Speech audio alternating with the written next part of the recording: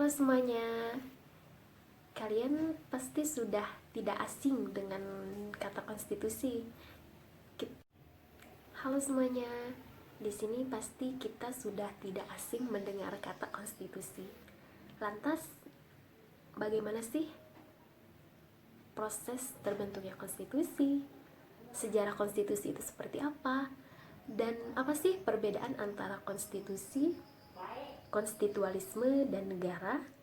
Kemudian apa sih konstitusi Madinah dan ketatanegaraan modern, serta faktor apa saja yang menjadi daya ikat konstitusi?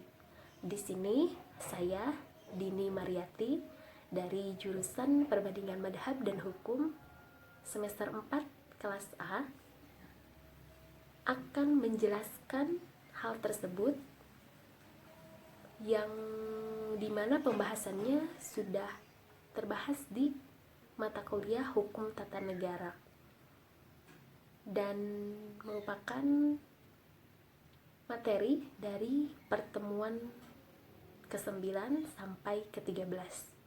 Berikut review materi yang akan disampaikan oleh saya. Langsung saja, pada pertemuan ke-9 menjelaskan mengenai sejarah konstitusi. Nah, pada sejarah konstitusi ini, Yunani menjadi daerah pencetus pangkal konstitusi. Konstitusi muncul sejak lama, walaupun pada masa itu muncul substansi pemikiran, kesadaran yang secara tidak langsung ada kesadaran konstitusi berlaku. Nah, di Yunani ini ada beberapa tokoh, di antaranya ada Socrates, 470 sampai 399 sebelum Masehi. Kemudian ada Plato, 429 sampai 347. Dan buku karangan mereka ada Politeia, The Republic, kemudian ada Politikos, The Statement, dan Nomor 8. Nah, kemudian tokohnya ada Aristoteles, 384 sampai 322 sebelum Masehi. Nah, pada ini aliran konstitusi terbagi menjadi dua. Yang pertama ada the rule of law atau Anglo-Saxon oleh Avidice, yaitu konstitusi itu tidak mesti tertulis.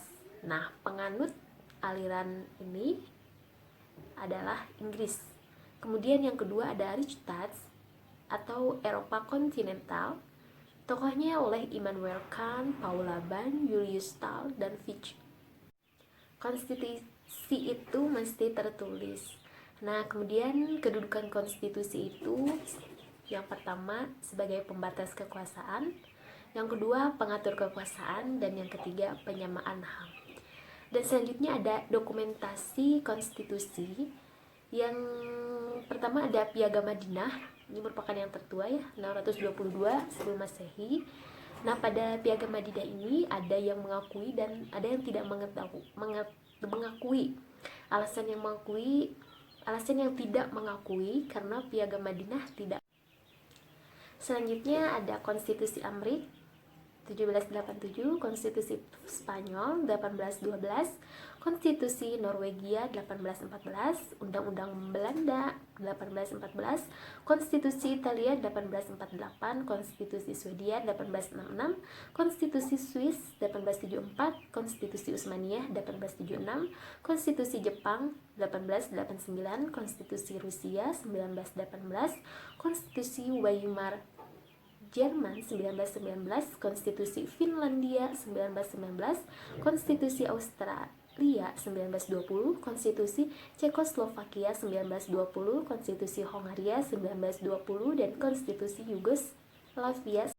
Selanjutnya ada Konstitusi Belgia 1921, Konstitusi 1924, Konstitusi Turki 1924, Konstitusi Libanon 1926, kemudian Portugal 1933, Undang-Undang Dasar Indonesia 1945, Burma 1947, Jerman Barat 1948, Sri Lanka 1948, dan yang terakhir ada Konstitusi India tahun 1950. Kemudian pada pertemuan ke-10 menjelaskan tentang terbentuknya konstitusi. Nah, proses pembentukan konstitusi berdasarkan kondisi negara di dunia. Yang pertama ada given, yaitu konstitusi dibentuk atas dasar pemberian seorang penguasa, seperti di Jepang. Kemudian yang kedua ada on purpose, yaitu konstitusi yang sengaja dibuat masyarakat negara dan petinggi negara, seperti Amrik yang disusun oleh Majelis Konstitusi di kota Philadelphia pada 1 Maret 1781 dan disahkan pada 17 Maret 1787. Yang ketiga ada revolution, yaitu pembentukan konstitusi yang dilakukan atas dasar perlawanan atau upaya fundamental dan menyeluruh, seperti Prancis 1971, Spanyol 1932, dan Uni Soviet 1917. Nah, kemudian ada istilah Staatsfundamentalnorm. Nowitzki menjelaskan Staatsfundamentalnorm yaitu landasan umum dari suatu tatanan hukum undang-undang dasar. Nah, menurut Hans Nowitzki ini, yang pertama ada norma fundamental negara atau Staatsfundamentalnorm. Kemudian yang kedua ada aturan. Yang ketiga ada undang-undang formal Gesetz, dan yang keempat ada peraturan pelaksanaan dan peraturan otonomi atau Verordnung and Autonomiesetzung. Nah, kemudian ini gak kalah penting, itu ada istilah ideologi. Ideologi ini keseluruhan pandangan, cita-cita, nilai, dan keyakinan yang ingin diwujudkan dalam kenyataan hidup yang konkret. Nah, pernyataan ini dikutip dari Sujanto Pospuarjojo 1991. Kemudian pengertian norma yaitu petunjuk tingkah laku yang harus dilakukan dan tidak boleh dilakukan dalam kehidupan sehari-hari berdasarkan suatu alasan, motivasi dengan disertai sanksi. Nah, sanksi ini ancaman atau akibat yang akan diterima apabila norma tidak dilakukan. Pendapat ini dikutip dari. Selanjutnya, pada pertemuan ke-11 ada konstitusi, konstitualisme, dan negara. Konstitusi itu kumpulan peraturan dasar sebuah negara yang mengatur hubungan antar pemimpin dan warga negara antar warga negara, dan mengatur arus besar haluan negara. Pengertian negara yaitu sebuah organisasi kekuasaan yang terdapat komponen yang terdiri dari pemerintahan, rakyat, dan pengakuan. Kemudian konstitualisme yaitu negara yang menganut konstitusi.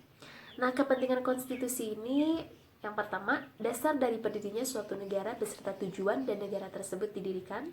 Yang kedua, acuan baku bagi penyelenggaraan kekuasaan negara. Dan yang ketiga, konstitusi memuat hak warga negara. Selanjutnya ada konstitualisme menurut para ahli. Yang pertama, Raman Surbakti mengatakan bahwa penganut pengendalian atas suatu negara. Kemudian Kaseware as its instruments by which government can be controlled. Constitution spring from a belief in limited government. Civistraw, kumpulan prinsip-prinsip yang mengatur kekuasaan pemerintahan, hak pihak yang diperintah rakyat, dan hubungan di antara keduanya. Menurut James Bryce, a constitution is a framework of political society organized through and by law. Menurut Jim Lee, sebuah konstitusi selalu menjadikan kekuasaan sebagai pusat perhatian, karena kekuasaan itu sendiri pada intinya memang perlu diatur dan dibatasi sebagaimana mestinya. Menurut Elidar Khairi dan Sudi Fahmi, alat rakyat mengkonsolidasikan politik dan hukum dengan mengatur kehidupan bersama untuk mencapai cita-cita.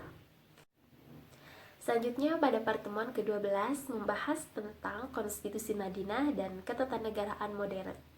Dualisme yang mengakui keberadaan Madinah dan ada yang tidak mengakui konstitusi Madinah. Jadi pada konstitusi Madinah ini ada yang mengakui dan ada yang tidak mengakui. Sohifah Madinah adalah sebutan para ahli untuk konstitusi Madinah. Jadi nama lain dari konstitusi Madinah adalah Sohifah Madinah. Nah, ini ada Gormertward. The Constitution of Medina, menurut Ryan Nicholson, nama lain dari konstitusi Madinah itu yaitu Charter atau Piagam, Anthony Ruting Agreement, persetujuan, Ahmad Sukarja, Sohifat, semakna dengan Charter dan Piagam. Menurut J. Suyuti Pulungan, konstitusi, kemudian Ahmad Syafi'i, itu Alkitab, buku, As-Sohifan, bundelan kertas. Nah, di dalam piagam ini di dalam Piagam Madinah ini memuat yang pertama ada kesepakatan, yaitu heterogenitas ya, kemudian kesamaan hak dan kewajiban, dan keadilan, memperoleh keadilan dari negara dan pemerintahan. Pada konstitusi Madinah ini ada yang menerima, mengakui, dan ada yang tidak. Nah, yang menerima mengatakan bahwa konstitusi Madinah telah memenuhi unsur. Nah, sedangkan yang menolak Piagam Madinah mengatakan bahwa di dalam Piagam Madinah ini tidak mengatur tentang pembagian kekuasaan. Nah, sehingga dapat ditarik kesimpulan begitu kan, pandangan bahwa sarjana barat terlalu alergi dengan pernyataan penetapan Piagam Madinah sebagai konstitusi tertua karena dapat mencoreng nama baik barat sebagai kiblat peradaban dan mereka tidak mau kemajuan peradaban Islam maju. Selanjutnya, materi tentang faktor daya ikat konstitusi yang dibahas pada pertemuan ke-13 sekaligus pertemuan terakhir pada mata kuliah Hukum Tata Negara. Faktor daya ikat konstitusi yang pertama ada hukum. Culture, positisme hukum. Konstitusi mengikuti hukum karena ditetapkan oleh badan yang berwenang membentuk hukum dan konstitusi dibuat untuk dan atas nama rakyat.